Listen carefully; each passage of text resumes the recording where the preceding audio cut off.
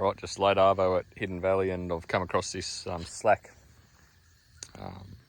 bit of fence, and I'd say kangaroos probably hopped through.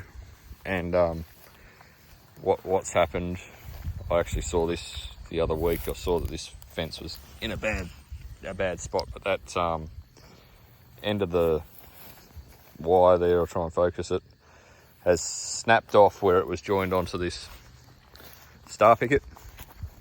So that's just the friction of the two bits of poly braid joining on this one insulator. So what I'm going to do now is just tie a new insulator on, and that'll keep it insulated from the post, but I'll do it in a way where I loop it over the top of that other bit of braid. It'll electrify it, and I'll clip that other clip on like that, and hold it in its own separate thing. It will still wear through sometimes, you know, but it just gives it less friction when a roo hops through it.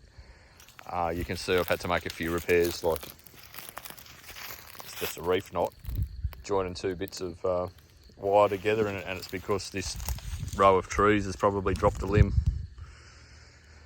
over it in other times. So look, it's not a perfect system, but it's very easy to fix, and you see that it's slack, you can come out here and pick it up, and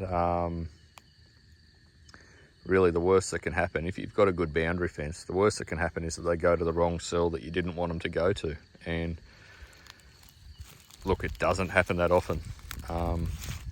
This cell here, for instance, I've only just grazed that yesterday, and the cattle haven't come back in because the better grass was over to their where they already were.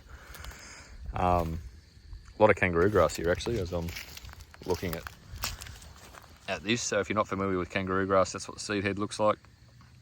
A really great little native species and a pioneer species I've found for some of these bare spots on the farm. You can see that clay, hard sort of pan that's just here, and it's because of the moisture suck from the eucalypts. So this place will be shaded a lot of the time.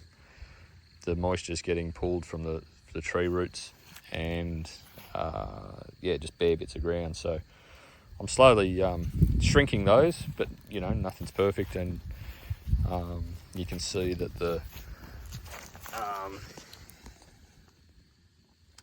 sort of almost like an algal type growth or moss on that clay, and so that's nature's little healing pattern, starting very, very small, and eventually a seed or a bigger grass plant like this kangaroo grass will come in and germinate, and you can see the hoof action of the cattle after the wet rain is going to help that. So it's creating little seed pockets.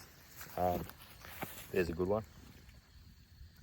That's probably from the last time the cow mob came through here. That's a bigger hoof.